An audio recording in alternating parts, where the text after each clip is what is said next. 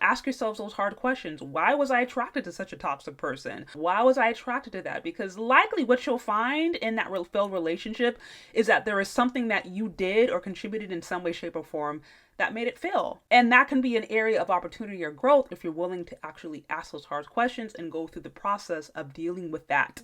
I don't know if women understand that when they talk negatively about their baby daddy and when they are constantly advertising to the world how horrible he is, that's actually a reflection of them. Like, I don't know if they understand this, but I'm just here to tell you, yeah, that is a reflection of you. You can't ever completely divorce yourself from your baby daddy. I mean, he's responsible for your kid. Also, I really hate when I see women use kids as bait, use them as pawns to try to get back at their baby daddy or their ex, because ultimately who that is going to hurt the most is the child, is the innocent child who did not ask to be born. They're the ones who are going to be the most impacted. They're the ones who are going to grow up likely confused about who they are, having anger, maybe misplaced anger against their dad, all these confused conceptions because they're hearing it from one side. And again, I'm not here to downplay the fact that yes, there are obviously crusty dudes out there, people who do horrible things. That's for sure. But I'm just saying that using, first of all, your kid as a pawn against your baby daddy just because you're mad at him is just crusty. Second of all, no matter how you slice it and dice it, the fact that you decided to sleep with a man and procreate with a man that you now say is horrible is a reflection of you. Or at very least, it's a reflection of where you were at emotionally, spiritually at that time. I just think that needs to be said.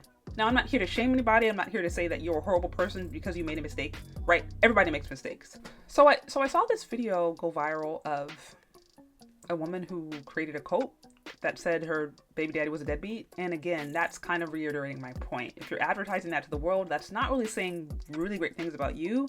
Ultimately, I think the best way to avoid this is to just not get pregnant when you're not married. I've said this multiple times before.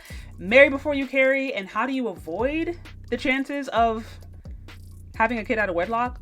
Don't have sex before marriage. It's quite simple logically. Now, I just understand a lot of people are like, that's completely unrealistic.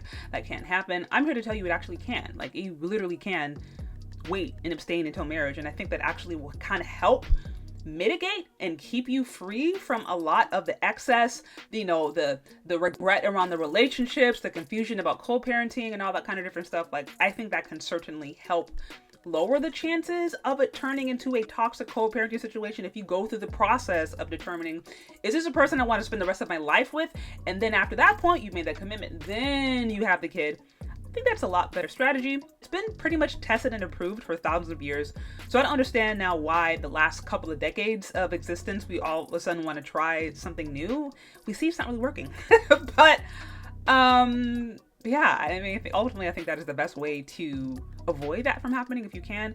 And then for those who obviously cannot or who have not, they found themselves in a situation, it is what it is. You do the best that you can to work it out.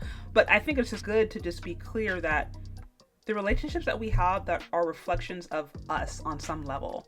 And that doesn't necessarily have to be a bad thing if we are willing to do the work associated to look internally and ask yourselves those hard questions. Why was I attracted to such a toxic person? Why was I attracted to somebody who was just so horrible, or who was mean, or who was a deadbeat, or who was dusty, or sassy, or all of the above? Why was I attracted to that? Because likely what you'll find in that failed relationship is that there is something that you did or contributed in some way, shape, or form that made it fail. And that can be an area of opportunity or growth if you're willing to actually ask those hard questions and go through the process of dealing with that. Relationships being self-reflective does not have to be a horrible thing if you're willing to be honest with yourself.